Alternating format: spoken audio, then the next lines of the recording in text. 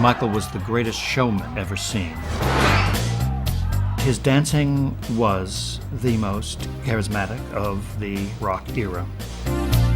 When I was just real little, I used to watch Sammy Davis, Fred Astaire, and James Brown, and just dancing about the house.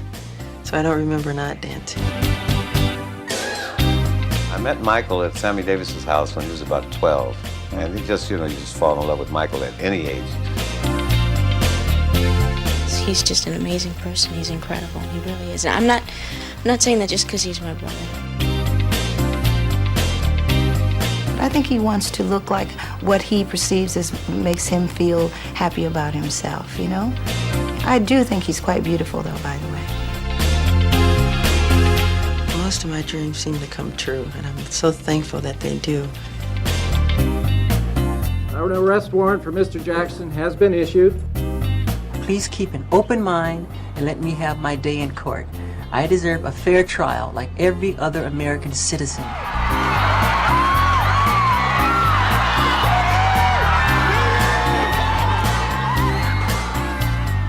The singer Michael Jackson is reported to have died from a heart attack. One wish would be simple as making the whole world happy and world peace, and that is part of the reason why I do what I do.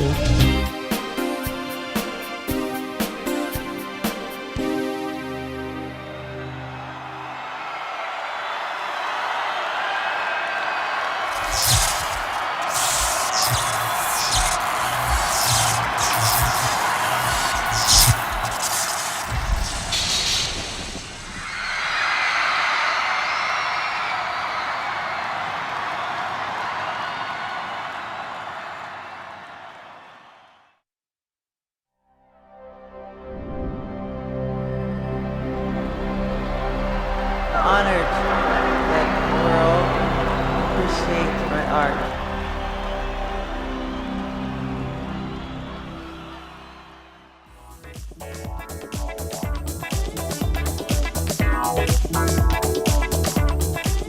When we first started singing, my mom was an avid country western singer, and she used to love this song called Cotton Fields Back Home, you know. I used to join in and sing harmony with her. Little baby, my mama used to rock me and you were crazy. Oh boy, Cotton Fields back home. We love that music thing, and I think all great things happen at that point. Great things influenced by some great musicians and some great tunes. Temptations, the whole Motown era. My girl, Papa was a Rolling Stone.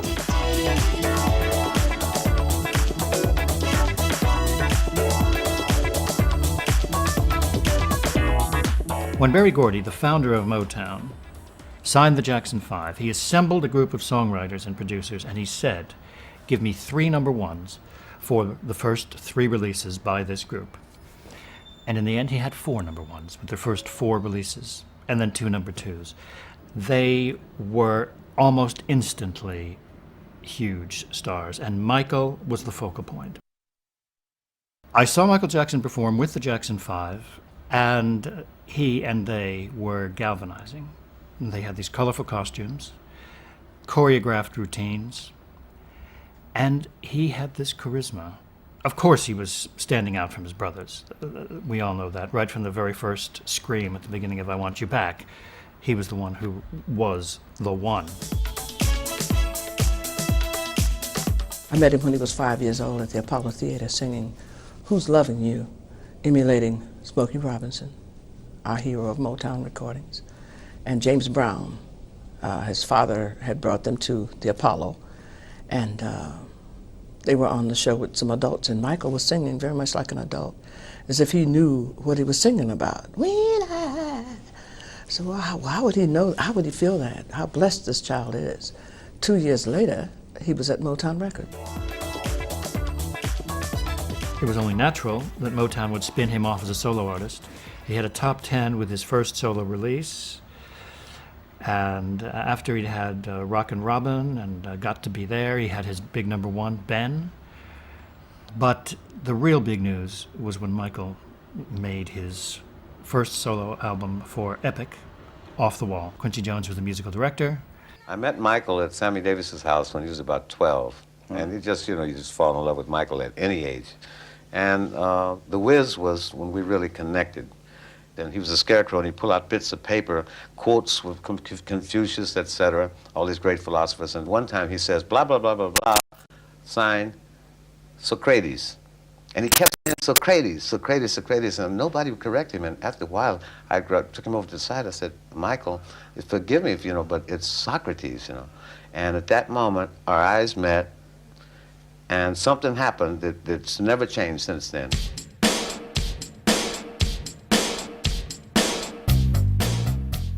With Off the Wall, he only had a Grammy win in a rhythm and blues category, and he was very depressed. He'd had all these hits, and yet the industry still saw him as a rhythm and blues artist. And Quincy Jones said, well, the reward you got was the pleasure you gave. But that's why when Thriller happened, he reveled in the Grammy wins. And that year he had 7 Grammys for the Thriller material and another Grammy for Best Children's Album, which was E.T. And from that point on, he wanted to be the king of pop. I pretty much did the album and just sat back and watched because it was another one of my dreams.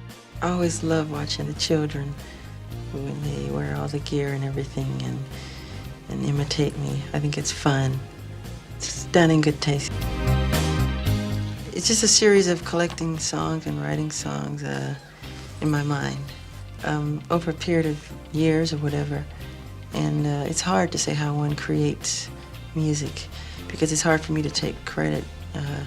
I feel it's more spiritual and heavenly than I can't take credit.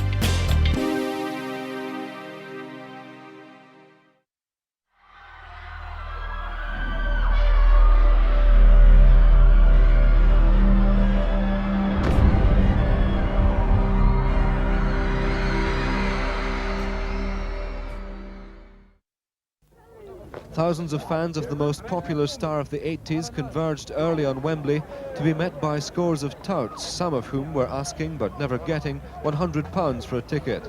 Security around the stadium was high profile, 1,000 guards from companies hired by Jackson's managers to protect the star's business interests. There was a crackdown on people selling merchandise bearing Jackson's image. The fans, as expected, were ecstatic. He must be the best man on earth to give you a show. He is terrific. Good dancer, good dancer. Dancer is fantastic. The audience was made up of people of all ages. Years old. Daughter, Yeah. 16. Yeah. Up to my age. How old are you? 42. People all over the world could take to Michael Jackson without knowing the English language. Carlos Acosta said the boys in Cuba didn't know what he was saying, but it didn't matter because it sounded good and he looked great. And this makes Michael the first great pop star of the visual era.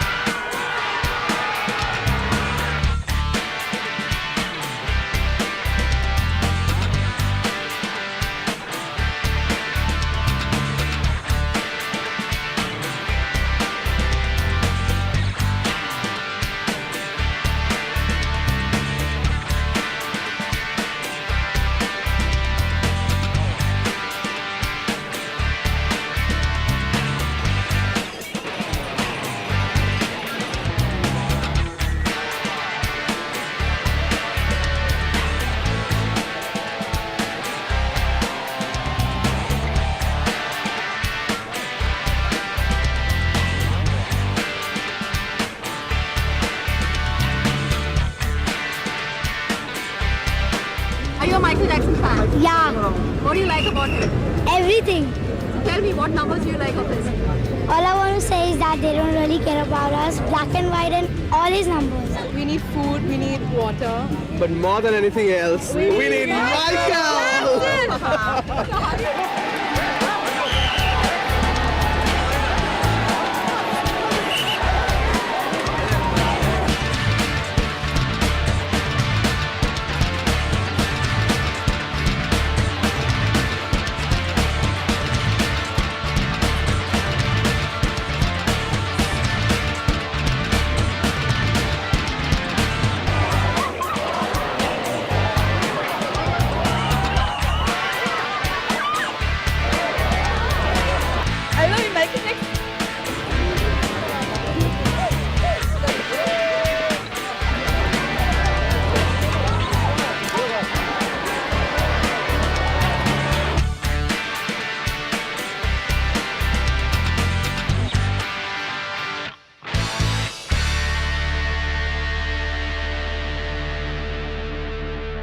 Wearing his now customary black mask, the pop star headed south for his next concert venue, farewelled by Queensland fans. Jackson arrived in Melbourne a short time ago to a very enthusiastic welcome. In an interview for Hey Hey It's Saturday, he said he is a workaholic who hardly ever relaxes. His first Melbourne concerts will be at the MCG tomorrow night.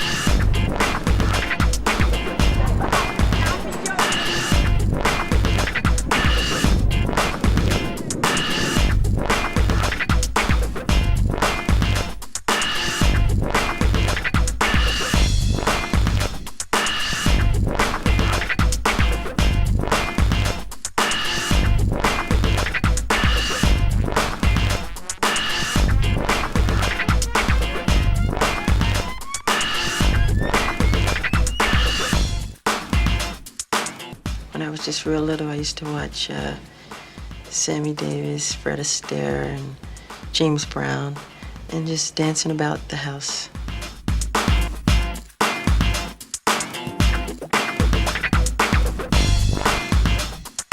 His dancing was the most charismatic of the so-called rock era. His dance steps, he studied Fred Astaire, James Brown, and Marcel Marceau, from whom he got the moonwalk. Michael, this way. To your left, Michael. So much of what we think is just miraculous because it looks so seamless is actually the result of hard work, learning how to join elements of a dance together to make it look like a spontaneous flow. Michael Jackson actually has a patent for that leaning over stance that makes him look like he's defying gravity. And what it was he had holes in his shoes and pegs on stage so that if he planted his shoes on the pegs, he could lean over in Smooth Criminal and look like he was actually defying gravity. That just goes to show how his imagination was working over time for the dance.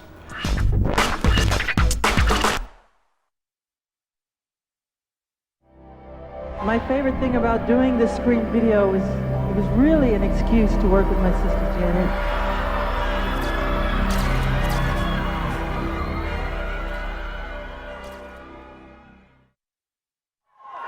Now here's a strange thing, Michael Jackson without his face mask. Yesterday he'd arrived at Heathrow looking as if he was taking precautions against foot and mouth disease. Perhaps by today his advisors had convinced him that it can't be caught by humans.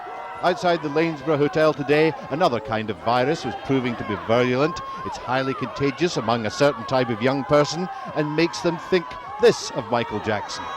The most gifted human being you could possibly encounter. Young women fought to get closer to their messiah. Followers had come from all over Europe. This girl had come specially from Germany to get a glimpse. Why? Because he's gorgeous, beautiful, he's just everything. All were passionate in defending Jackson against those who sneer. This young man had travelled from Spain. You know, I would like people to understand, that Michael is a good person, He's got a big heart. After nearly 3 days holed up in his Bangkok hotel, Michael Jackson finally emerged tonight. Hundreds of young fans mobbed his van as it left, but behind the dark glass, there was no glimpse to be had of the reclusive superstar. At the stadium, police were on hand to prevent fans getting close to Jackson as he arrived to perform his twice-postponed Bangkok concert. The show was a sellout. 40,000 fans crammed into the open-air National Stadium. Most with tickets, but many without, trying to force their way in.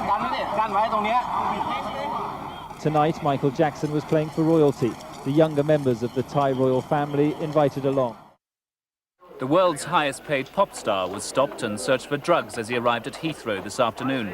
It was just the beginning of the ordeal for Jackson and his entourage, which included a turbaned cook and a Los Angeles policeman acting as a bodyguard. Ahead lay an onslaught by fans and photographers. Jackson has described the experience as being like a bowl of spaghetti with everyone pulling in different directions. It's the singer's first trip to Britain for 2 years. He's due to stay on until Monday. He's due at Madame Tussauds on Thursday for a preview of his wax figure. He's pleased about it, but says they have 3 statues of him in America. David Chater, ITN, at Heathrow. Outside, his fans were getting impatient, waiting for the real thing. Some of them unfortunately passed out even before their idol arrived. Then Michael Jackson's besieged Daimler appeared and only just managed to push its way through the crowd. And knowing through bitter experience what the fans would do if they got their hands on him, he made a quick dash for the door.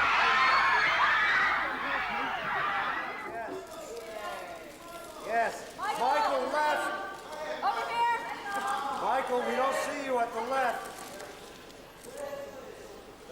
Over here, please, Mr. Jackson. Then it was back outside for one farewell wave to his fans. David Chater, News at 10 at Madame Tussauds. This is the tale of a pop star, a photographer, some sick children and a bucket of manure. First the star, a 33-year-old millionaire who's come to London to sing and dance. Then the photographer, whose 600mm lens has landed the Mirror in court, Jackson suing them for saying rude things about his face. Enter the bucket of manure. Outraged fans threw it over the Mirror Man to avenge their idol.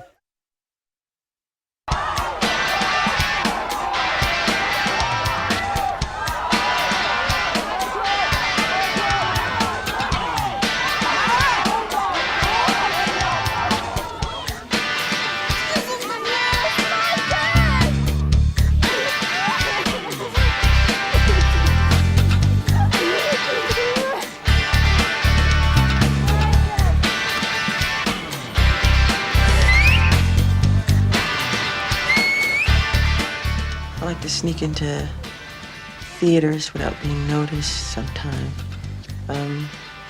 Sometimes there's really nothing you can do about it. It's the price you have to pay. I have incredible disguises. I can fool my own mother. And I enjoy doing it because I get to see life the way it really is sometimes, which is fun.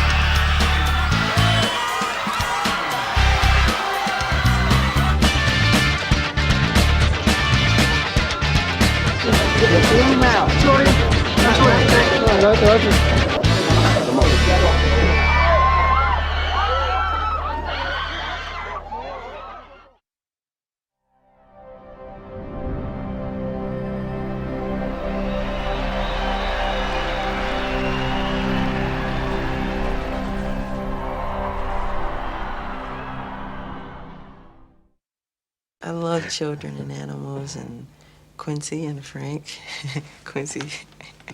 And that's what's so wonderful about traveling. I get to see all the cultures and people and the children. It's wonderful. It's my greatest inspiration, I would say. Before taking to the stage, Michael Jackson marked his return to Britain with gifts for disadvantaged children. He presented the Variety Club of Great Britain with 6 coaches. They'll be used to take children from around the country to his other UK shows before being given to schools.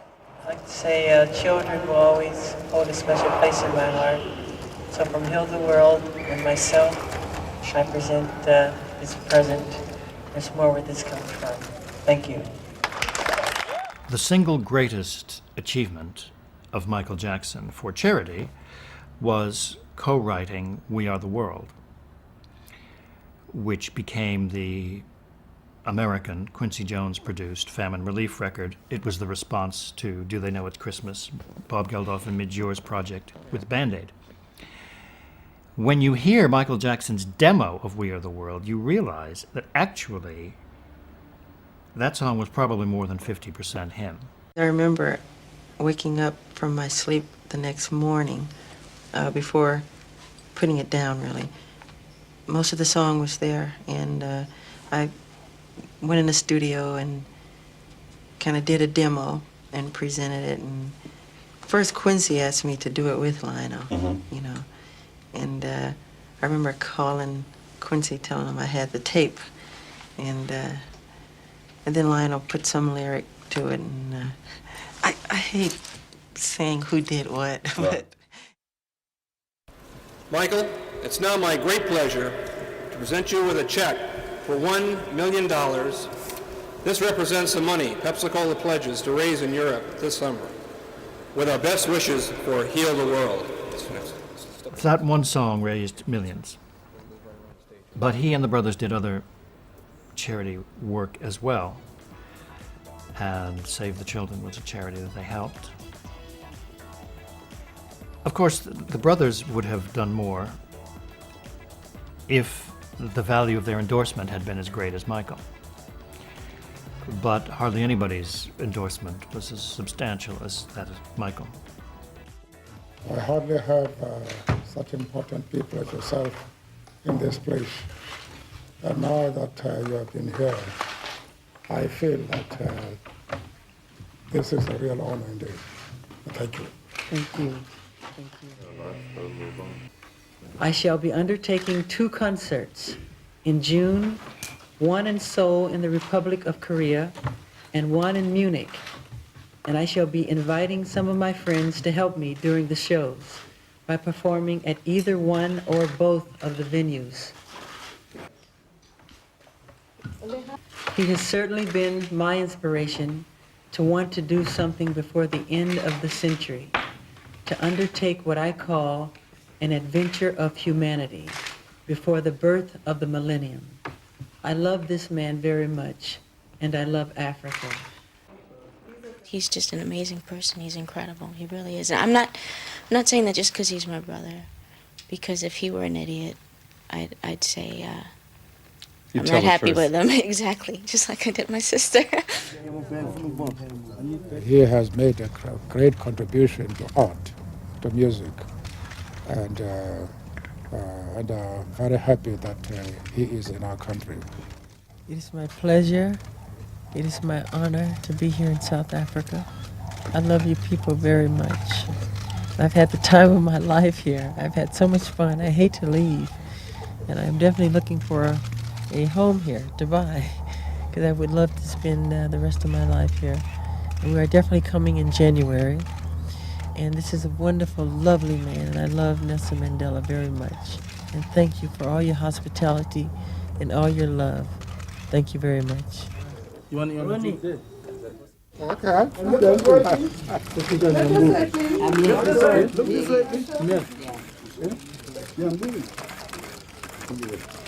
Have you thought of composing a song about our president? Yes, very much. I'm working on it now. When? I was working on it last night. Okay. Thank you very much. I love you. I love you. We know your interest in the sideshow, but in the central issue that confronts real people's lives, the issue of AIDS in Africa, we are grateful to Mr. Jackson for bringing all of your attention to this critical issue. We now only hope, and we now only pray that you will report that more than a dozen African ambassadors were here. Who are dying from HIV and AIDS.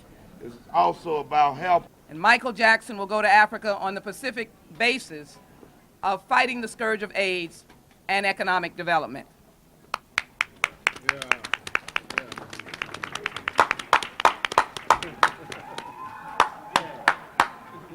That wasn't loud enough. For a man who will have his own child in February, Michael Jackson today described this as the highlight of his Australian tour so far. This is for you. Thank you.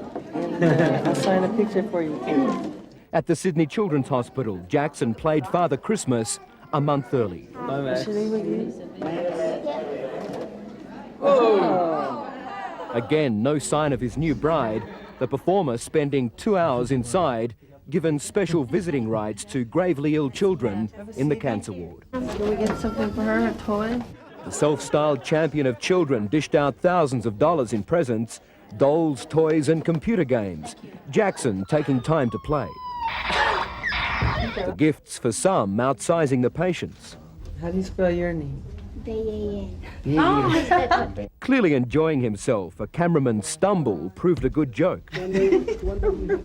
But while it was here the softly spoken star seemed most comfortable, his real performance was at the Opera House.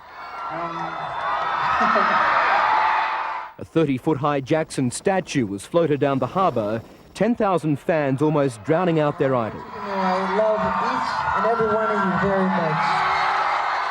And after a brief appearance, he was gone. As he pleased the fans, his reclusive wife left their Sydney hotel for a flight to Brisbane, hidden in this van. However, after such a high-profile day, Michael Jackson returned to his hotel late this afternoon to pack his bags, slipping through a back entrance. But tonight, Jacko is stuck in Sydney, his private jet to Brisbane grounded by bad weather.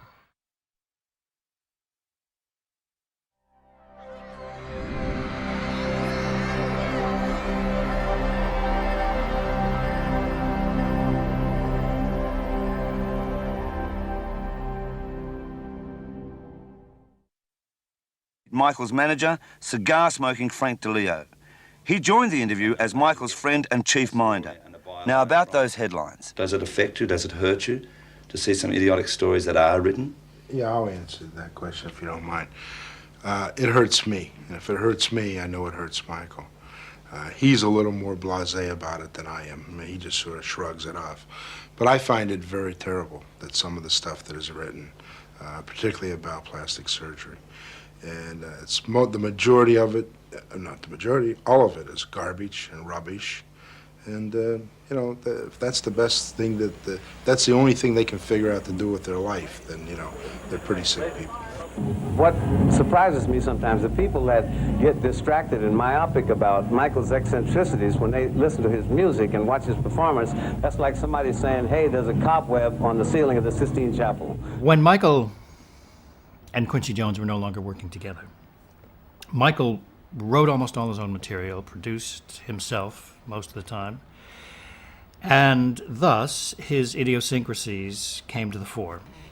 The twin themes that became disturbingly apparent for those of them who had followed him his entire life were sentimentality and paranoia. The paranoia revealed in songs like They Don't Care About Us and Scream, and the sentimentality in Earth Song, Heal the World, the songs about children.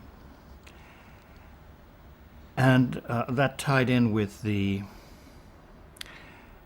changes he was making to his own body in the interest of looking forever young, hence Peter Pan of pop. And by the year 1995, I'd grown so disturbed by what I considered his obvious emotional decline that I went on breakfast television the day that he floated a large statue of himself down the River Thames to promote the album History. And I said, I am not enjoying this, and I'm not going to add in this media hoopla, because I think what we're seeing here is the deterioration of a great talent, as with Judy Garland. And unless people are real with him, and he is real with himself and turns himself around, this will not end happily. It was the most obvious thing in the world. It didn't necessarily have to end with his death. Michael and I had a close relationship because we just became really very, very close. It's been said that Michael Jackson underwent plastic surgery to make himself look more like you. I don't think so. Is that true? No, I don't think he has. No one's ever told me. He's never told me that. I don't think so. But is it unnerving for you to have a young man that's undergone plastic surgery to make himself look like you? Well, I don't think he's trying to look like me. I really don't. I think he wants to look like what he perceives as makes him feel happy about himself, I don't think he's trying to look like me. I do think he's quite beautiful, though, by the way. I think everybody in the music industry who is more interested in the music than the cult of celebrity is embarrassed by the amount of attention given to the personal life of Michael Jackson, but understands that the public was drawn to it because it was like watching a car crash. It's hard not to watch. If you know there's going to be a car crash in 5 seconds, you tend to look rather than turn away. And when Michael had marriages of convenience, people in the music business just kind of bit their tongue. They knew that the marriage to Lisa Marie was certainly an empathetic match. She knew well what it was like for a man to be the biggest star in the world. But that didn't mean that there was a hope for a serious long-term romantic relationship. People in the music business knew Michael Jackson, and they knew that this was not in the cards. So he swallowed hard, waited for the divorce, and it came, and then the next one happened with Debbie Rowe. On the first day of his honeymoon, Michael Jackson finally left his hotel suite late in the day without his new bride. It was hard to tell if there was a smile behind the mask and he wasn't talking, but the newlyweds seemed happy. Last night, Jackson had only just finished his first Australian concert when the word got out. Michael, is it true you plan on getting married? Are you getting married? No comment, but the masked one seemed surprised. In fact, his wife-to-be, Debbie Rowe, was waiting inside their hotel suite. The ceremony taking place shortly after midnight, a close circle of management and minders, the only guests. He wanted children, he didn't want a wife. And he didn't see any of the other modern ways of having children as being viable for him. But Michael Jackson embraced the title, King of Pop, and took it so seriously that he named both his male children Prince Michael. Not after the recording artist Prince, but they were the young versions of Michael the King. That's taken it a bit far.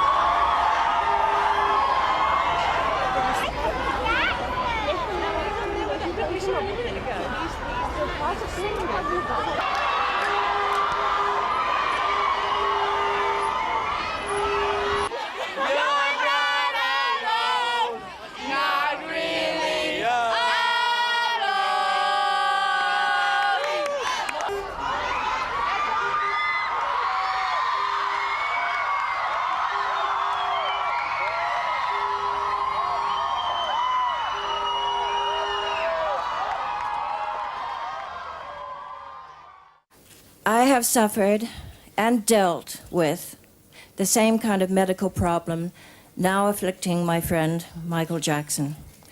Because of that, and because of our friendship, when Michael's doctor called to ask if I could help, I was glad to intervene. I traveled to Mexico City, where I saw for myself that Michael was in desperate need of specialized medical attention. Because of my own experience with addiction to prescription medicines, I was able to make a number of calls in search of the best and most appropriate treatment for Michael, and he is now undergoing such treatment in Europe. Out of respect for his privacy, which I know to be extremely important at this time, I have not spoken publicly about our movements or about Michael's exact location. And because of my regard for him and my concern for his health, I will continue to be silent. I didn't know about the prescription drugs, but I did know that he had certain physical things that he was dealing with, you know. So no, I didn't know to that degree that it was that serious or that dangerous. Thank you. Thank you very much. What's so special about tonight? What's so special about tonight's performance for you? What makes it so great? What makes it such a great night for you? It's a reunion, and I'm honored that the world appreciates my art. I'm very honored. Never. Are you excited to be back with your brothers? Yeah, excited? All of us? Elizabeth, how great is Michael as a man? You know him well as a person. How great is he as a man? Well, he's one of my closest friends, and we know more about each other probably than any two people. And I love him, and he loves me.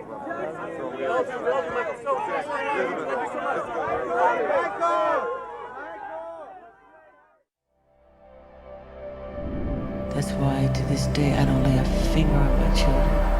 I don't want them to ever feel that way about me.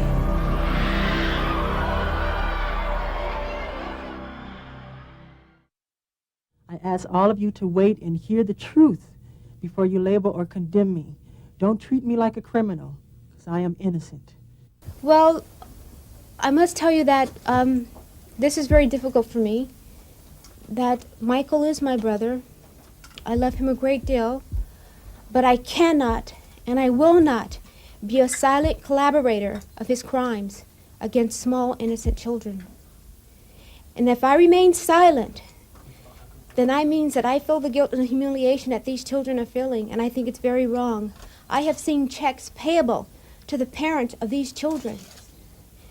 And I don't know if these children were apparently bought to the parents by Michael or not, but I have seen these checks, and I've seen these checks through my mother. She's shown me these checks that Michael have written to these children, and it's for a great amount. And I'm not speaking pennies. The sums are a very, very large amount. And this is my first time talking about it, and I never want to speak about it. I never want to say anything about it. But I think it's sad because I am a victim myself, and I know what it feels like. And these kids are going to be scarred for the rest of their life, and I don't want to see any more innocent small children being affected this way. I love Michael very dearly, but I feel even more sorry for these children because they don't have a life anymore. They don't. Now you stop and you think for 1 second and you tell me what 35-year-old man is going to take a little boy and stay with him for 30 days and take another boy and stay with him for 5 days. The hardest thing for me has been more than just 6 months back. It was when LaToya first got out there with this man that she's with. And you know, it's haven't been no let up. We thought it would die after a while, especially lies. You think they die down after a while. But every little opportunity they get, they come out with more. And I think they're using this now to come out with more. I can't speak for Michael, but I know one thing. Michael is not guilty. I've talked to him before, and I think he'll be fine because he has nothing to be ashamed of. He's strong. So he's very strong. He'll just come out.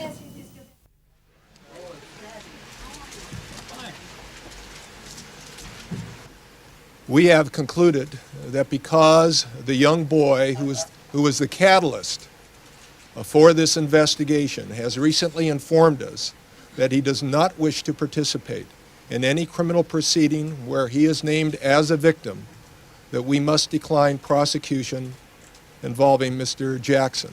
Michael paid the father of the boy millions. Some people take that as an admission of guilt. But according to Janet, Michael was trying to say, "Look, leave me alone. I'm sick of your crap. You're after money. You've said it here. Get out of my life." Now, if this really went on, do you think a father would accept money, that would make it okay, that would make everything all right? I mean, it doesn't make any sense. I know that if that were my son, I'm sorry. I don't care if you gave me $1 billion. I want to see you either behind bars or dead for the rest of your life for doing that to my son or my daughter. It's crazy. The guy was after money is what he wanted.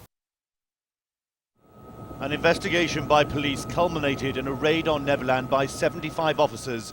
Gavin alleged abuse, and Jackson's nightmare unfolded. The felony complaint involves 9 counts. 7 counts of 288A in violation of the California Penal Code, commonly known as child molestation, and 2 counts in violation of Penal Code Section 222 that involves administering an intoxicating liquor to a child for the purpose of committing a felony. Those are the 9 counts.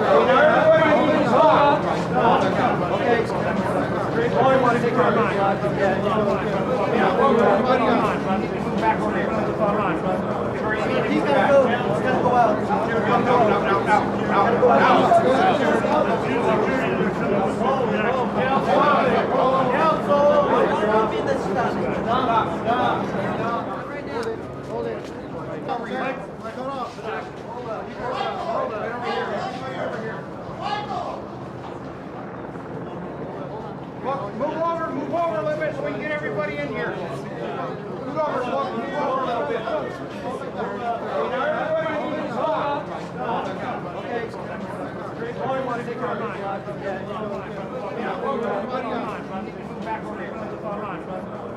He's got to go. He's got to go out.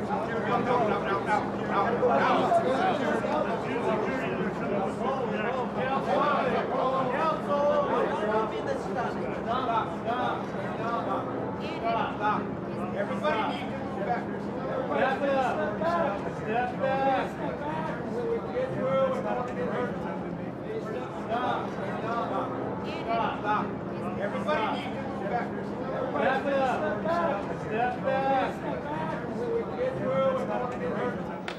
Michael Jackson, leaving the courthouse with his mother at his side, stands accused of an extraordinary catalogue of offences, including child abduction and molestation, false imprisonment and extortion. The so-called King of Pop was wearing a red armband, but this was a far from regal appearance by his standards. Instead of dark shades, he wore sober spectacles.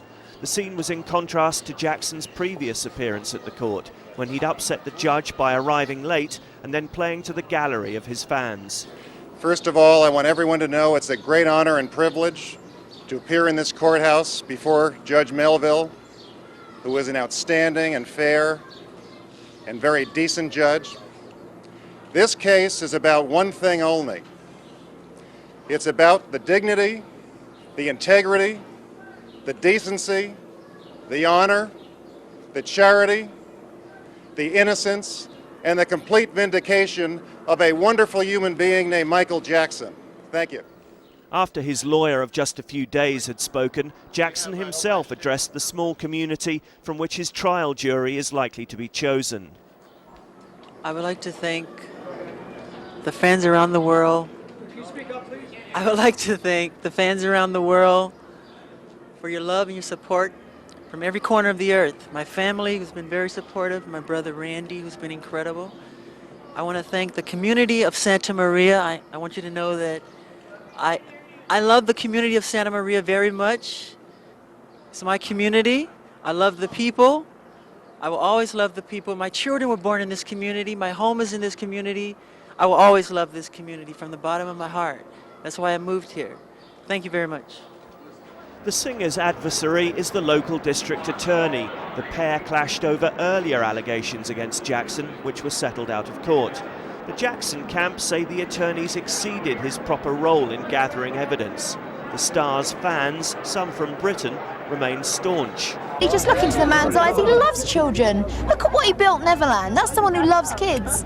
He's a child that never grew up. I travelled to the other ends of the earth to support Michael Jackson. Michael Jackson denies all the allegations against him. The next hearing in the case is due in a month's time. The substantive trial won't be heard until the autumn at the earliest. Please keep an open mind and let me have my day in court. I deserve a fair trial like every other American citizen. I will be acquitted and vindicated when the truth is told. Greed begets greed. Mr. Jackson now realizes that the advice he received was wrong. He should have fought these actions to the bitter end and vindicated himself.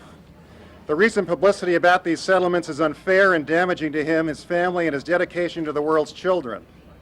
The charges he faces are false and will be battled in a court of law within our justice system. He is innocent and will be vindicated. After more than a year of pre-trial preparation, the case of the people versus Michael Jackson is finally underway. A small crowd of fans braving the rain and outnumbering protesters as the 46-year-old prepared for the fight of his life. Jackson accompanied by his mother, her son now facing 4 counts of child abuse against a 13-year-old boy. And it's in this jury room that the so-called Jackson 12 will decide the singer's fate. 8 women, 4 men, mostly white and Hispanic, and none black. Jackson's defense expected to play the race card if their case goes badly. This morning, District Attorney Tom Snedden laid out the prosecution's case. His indictment claims Jackson abused the boy between February and March 2003. But this afternoon, defence lawyer Tom Mesereau is expected to question the credibility of Gavin Arvizo's mother, Janet, claiming she has a history of lying for money and has coaxed her son to do the same. A short time ago, a show of defiance from the superstar just after the prosecution had alleged that the singer had masturbated 13-year-old Arvizo twice. The boy's brother expected to be called as a witness. If found guilty on all charges, Michael Jackson facing up to 20 years in jail. In the United States, he is regarded as one of the greatest courtroom interrogators. But there was only one question on Tom Mesereau's lips today. Where was his client? In frustration, he paced up and down, making frantic phone calls. Jackson had failed to show for the trial's most crucial day. The judge not impressed. News reached court officials. Jackson was in hospital again, this time with back pain. There's now an unconfirmed report he's on his way back from Santa Ynez Hospital. In showbiz, there are dramatic entrances, and then there is Michael Jackson. He limped into court, and with those pyjama bottoms he was wearing, the back pain suffering Mr. Jackson still managed a turn and a wave to his fans. So has the star simply buckled under pressure? Was the strain too much of seeing his accuser in court? What happened this morning? How's your back? Hold on. Where are you, Mike? Tell us about your back. Mr. Jackson asked me to make a statement here. He tripped this morning and he fell in the early morning hours while he was getting dressed. His back is in terrible pain. He was in terrible discomfort during the entire trial proceedings. He's going to go home, recuperate, rest and relax, and he'll be back on Monday, and he's looking forward to being here. And he went to the emergency room this morning, and he was given medications, so he'll be back on Monday, and we all thank you so very much. You take care. How did it feel watching the accuser testify? Sorry. How was it facing your accuser? Sorry, I can't speak now. Okay. Are you hurting right now, Michael? Yes, very much. Well, I hope he's innocent. I hate to see it happen, but I have children of my own, and if he's guilty, then I hope they punish him real well. They say he may need help.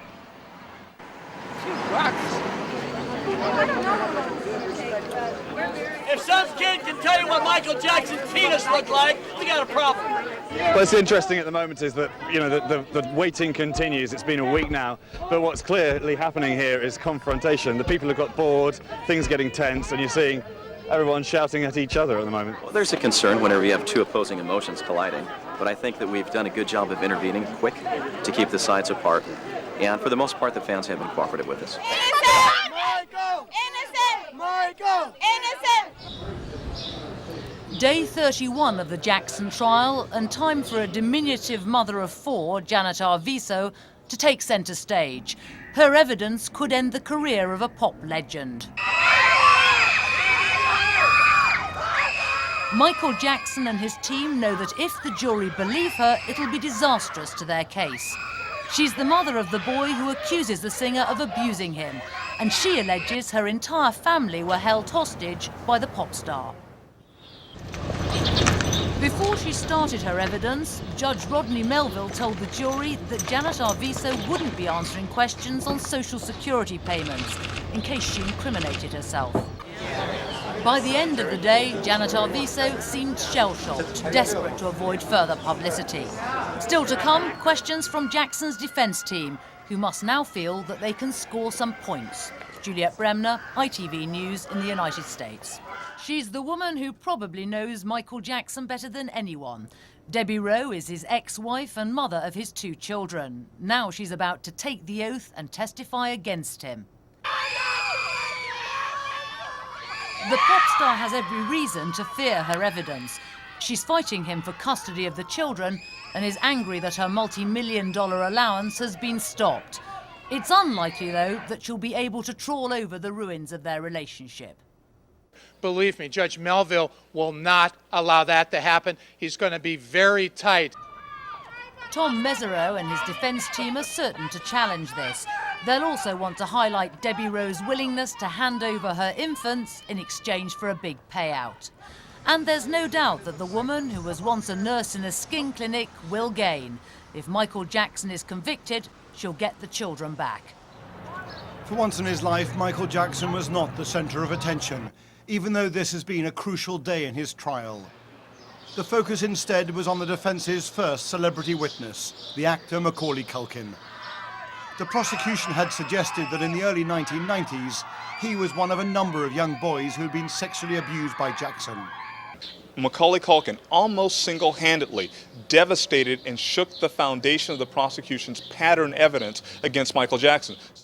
Certainly, if the jury believes Culkin, it will be a significant boost for the defense and would undermine two prosecution witnesses who have already testified they saw Jackson inappropriately touching the actor.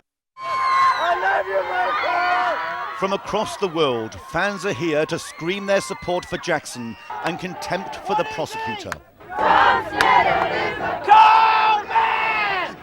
Jackson is approaching Judgment Day. The dramatic twists and turns of this trial are over. It's all down now to the power of attorneys. The fanatical noise outside this small-town courtroom is a sideshow. Jackson's liberty or incarceration depends now on the performance behind these doors.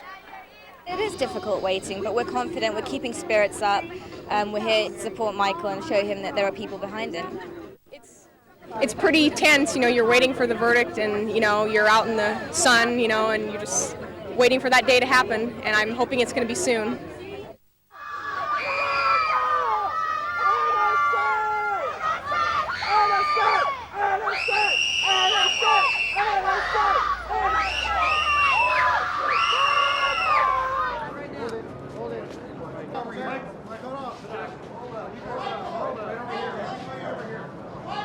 The pinnacle moment of tension when fanaticism erupted into euphoria.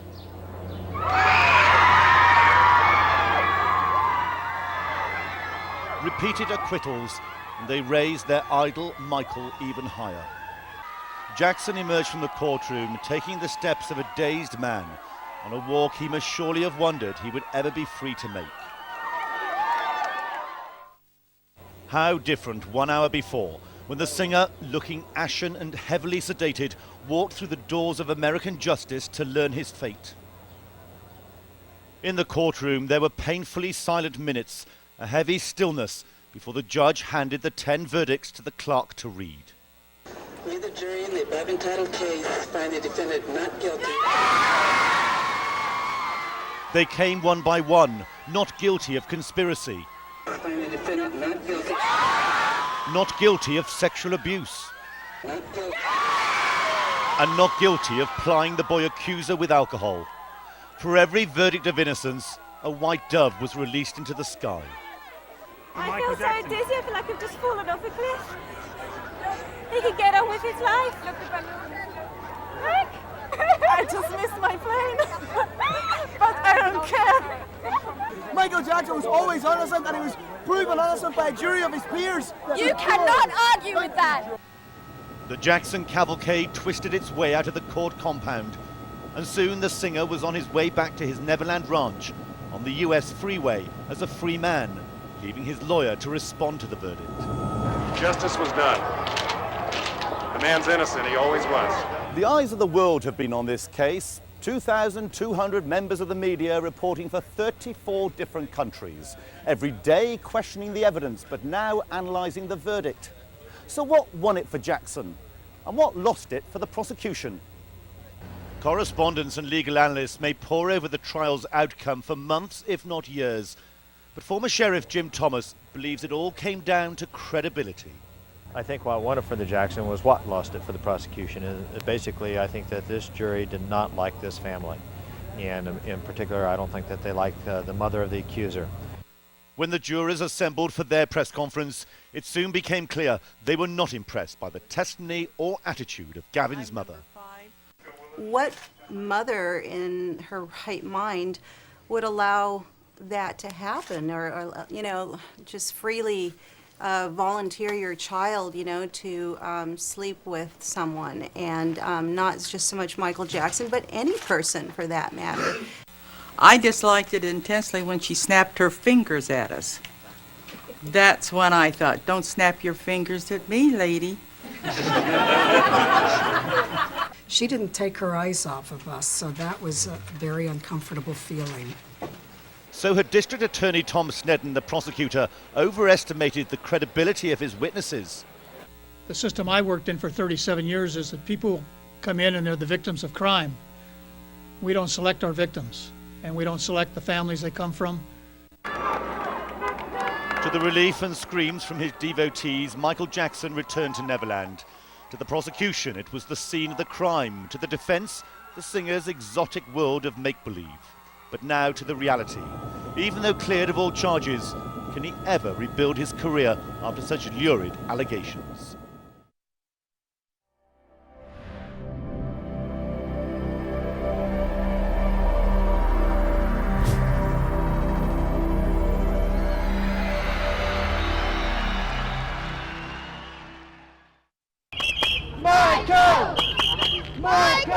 Die-hard fans determined to catch a glimpse of their hero. The Jackson Circus has rolled into town. Michael! Michael! London is a very unique place. Remember, we brought Prince here for 21 nights. Take That's done 8 nights. Britney's doing 8. It's a very, very unusual city for multiple concerts. And it's a real world city. It draws from all parts, and London seemed like the natural place to start this, I don't want to call it a comeback, but the return. Front row, Michael Jackson. He's about to enter the building. Are you going to be able to cope? We're going to faint.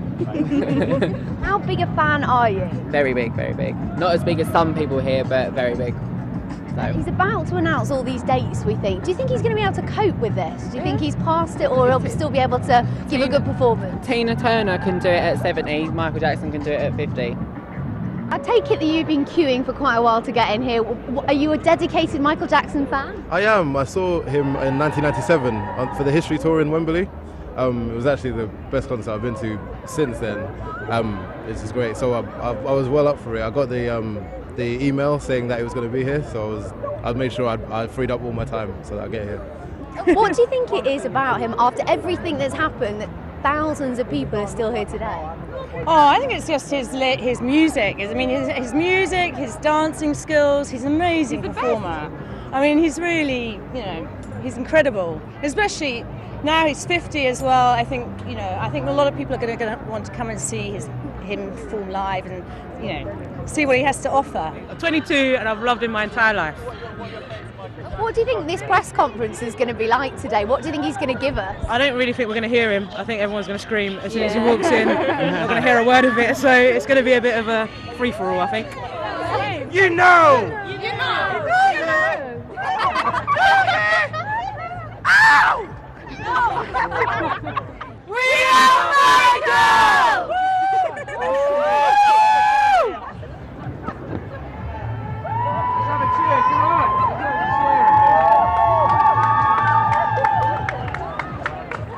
Magical. He's just so iconic, and he gives me hopes and my dreams. He's just the king of pop. Full stop. Full stop. Come on then, Michael Jackson, what is it? Why is he so special? Why are you at the front of this queue? Because he is the king of music, not pop, music. In fact, he's just the king. I just love him, and I just love him, and I just love him. And I pulled him aside and said, Mikey, why now? Okay, and he said to me, because you know what? My kids are old enough, and I'm still young enough to do what I do, and I wanted them to see me, you know, in my prime when I do for a living, because they've never seen me perform. I don't think he has to prove anything to pull it off. I mean, he's the legend he is. I mean, Michael Jackson's going to turn up and do his shows, and everybody will see that, you know, the next chapter. People say, is it a comeback? I think when you're as big as Michael Jackson and when you're as a legend as Michael Jackson, nobody has achieved what you have achieved. So he's never left his or lost his position. I don't think he has to beat himself. I think he has to just be himself.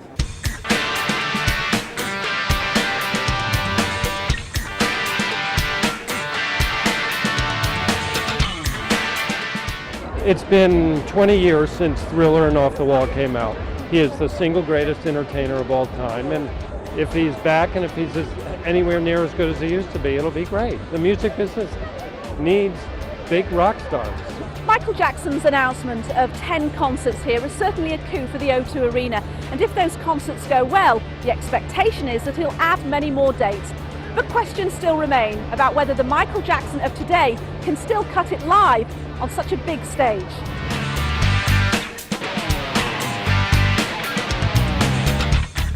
I went on the Radio 4 Today program with Pete Waterman the day that the tickets were going to go on sale. And we said, if you're going to buy tickets, make sure you buy for the first dozen shows, because this is not going to happen.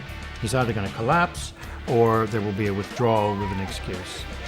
The reason being, he's 50 years old. He hasn't done this in a decade.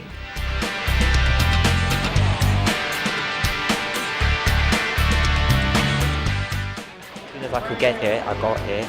And even though I came here, there were still about 16 people in front of me. I've been here since Tuesday. We came from the west of Ireland yesterday, or on Wednesday morning, and we've been queuing since. It was so hard to get the tickets, so I just thought I'd just take the risk and just come down here and spend the night, and I just don't care. What I did not think about was that the stress of the impending gigs as they came closer and closer might cause him so much stress that he would take more medication. We knew for years, because it was public knowledge, that he took medication for back pain. We didn't know how many different pills he was taking. This is a rerun of the Elvis Presley story.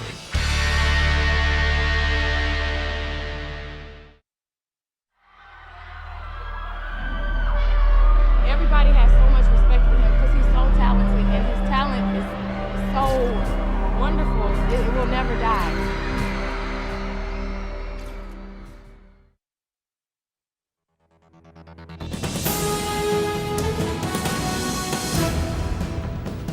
Good evening. We have breaking news for you tonight. The singer Michael Jackson is reported to have died from a heart attack.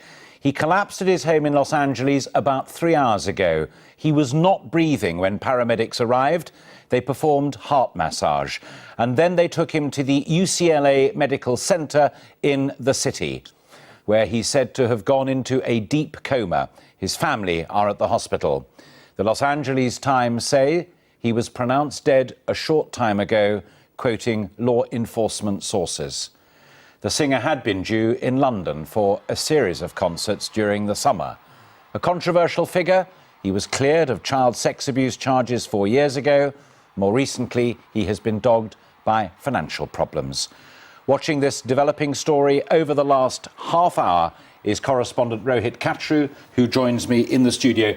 What's the very latest? The latest, Alistair, reports saying Michael Jackson was taken to hospital in Los Angeles. The TMZ website has reported that he suffered a cardiac arrest and that his sister Latoya was seen sobbing. And within the last few moments, we've had this from the Los Angeles Times, quoting doctors in the city saying that he arrived in hospital in a deep coma and has died.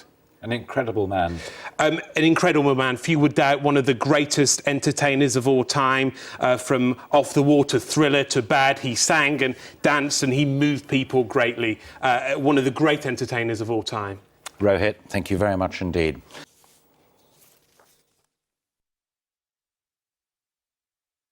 This has been the Jackson family home ever since they moved to Los Angeles from small-town Indiana back in the spring of 1971. It's here that plans were made and successes were celebrated. Now, of course, it's a place of mourning for his immediate family, all of whom survive him.